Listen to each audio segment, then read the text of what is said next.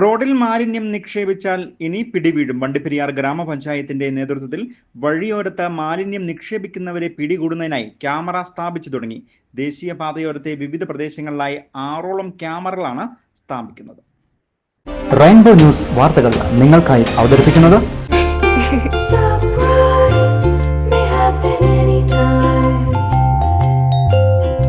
പവിത്ര gold, എന്നും സ്വന്തം. ഒരെണ്ണം കൂടി വാങ്ങായിരുന്നു. മാർച്ച് 30 കേരള സംസ്ഥാനത്തെ മുഴുവൻ പഞ്ചായത്തുകളും കോർപ്പറേഷനും മുനിസിപ്പാലിറ്റിയും മാലിന്യമുക്തമാകുന്ന നവകേരളം പദ്ധതിയിലേക്ക് ഉൾപ്പെടുകയാണ്. ഇതിനു മുന്നോടിയായി വിവിധ ഗ്രാമപഞ്ചായത്തുകളുടെ നേതൃത്വത്തിൽ മാലിന്യ നിർമ്മാർജ്ജനത്തിനായുള്ള പ്രവർത്തനങ്ങൾ സംഘടിപ്പിച്ചു വരുന്നു.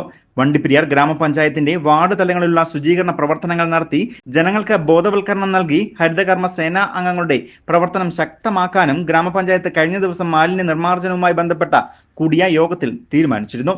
ഇതിന്റെ അടിസ്ഥാനത്തിൽ ദേശീയപാതയോരം കടന്നുപോകുന്ന പഞ്ചായത്തിന്റെ വിവിധ പ്രദേശത്ത് വിദൂര സ്ഥലങ്ങളിൽ നിന്നുമുള്ള ആളുകൾ റോഡരികിലേക്ക് ചാക്കിൽ മാലിന്യം കെട്ടി നിക്ഷേപിക്കുന്നത് തടയാൻ ഗ്രാമപഞ്ചായത്ത് പദ്ധതി വിഹിതത്തിൽ തുക ഉൾപ്പെടുത്തി ദേശീയപാതയുടെ വിവിധ സ്ഥലങ്ങളിൽ 6ഓളം CCTV ക്യാമറകൾ സ്ഥാപിക്കാനാണ് തീരുമാനിച്ചിരിക്കുന്നത്.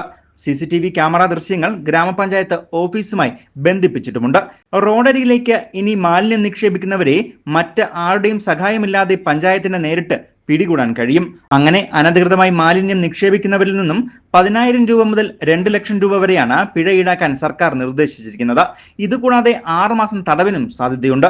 ഇതുകൊണ്ട് തന്നെ മാലിന്യം റോഡരികിലും പൊതുസ്ഥലങ്ങളിലും നിക്ഷേപിക്കുന്നവർ ഉൾപ്പെടെയുള്ള അനധികൃത മാലിന്യ നിക്ഷേപകർ സൂക്ഷിച്ചാൽ ദുഃഖിക്കേണ്ട. ഇതേസമയം മാലിന്യമുക്ത നവകേരളം പദ്ധതിയിൽ നമ്മൾ ഓരോരുത്തരും പങ്കാളികളാവുകയും വേണം. News bureau, Vandiperiyar.